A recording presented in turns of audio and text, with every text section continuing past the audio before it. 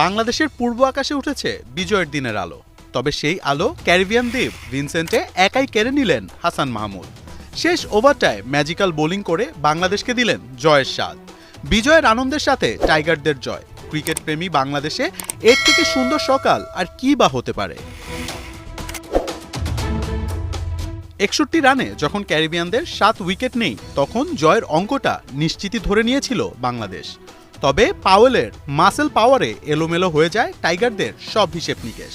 ৪ ছক্কায় ক্যারিবিয়ানদের প্রায় জয়ের কাছে নিয়ে যান কাপ্তান। শেফার্ডকে নিয়ে অষ্টম উইকেটে করেন ৩৩ বলে ৬৭ রানের এক তুফানি পার্টনারশিপ। শেফার্ডকে তাসকিন ফিরিয়ে দিলেও টিকেছিলেন পাওয়েল। পরিসংখ্যানটা এমন দাঁড়ায়, শেষ ওভারে ক্যারিবিয়ানদের দরকার ১০ রান আর টাইগারদের ২ উইকেট। পাওয়েলের ব্যাটিং তাণ্ডবে মনে হচ্ছিল খুব সহজেই এই টার্গেট টপকে যাবে উইন্ডিজ, কিন্তু টাইগারদের আস্থার প্রতীক হয়ে বল হাতে নেন হাসান মাহমুদ। প্রথম বলে আলজারি জোসেফ ১ রান নিয়ে স্ট্রাইক দেন রভম্যান পাওয়েলকে।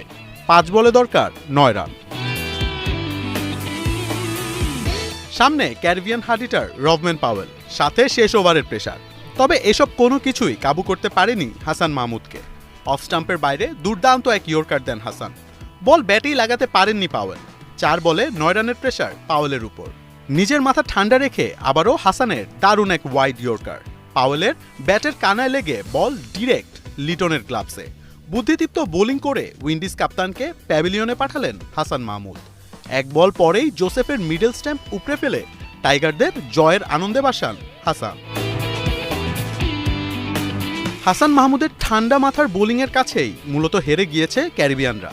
কারণ রভম্যান পাওয়েলের উইকেটটা না পেলে হয়তো জয়টাই পেত না টাইগাররা। হাসানকে কেন ডেথ ওভার স্পেশালিস্ট বলা হয় তা আরও একবার প্রমাণ করলেন তিনি। নিশ্চিত হারা ম্যাচকে জিতিয়ে দিলেন নিজের বোলিং দিয়ে। বিজয়ের দিনে হাসান টাইগারদের মুখে ফুটিয়েছেন বিজয়ের হাসি। মোহাম্মদ আদনান, ৭১।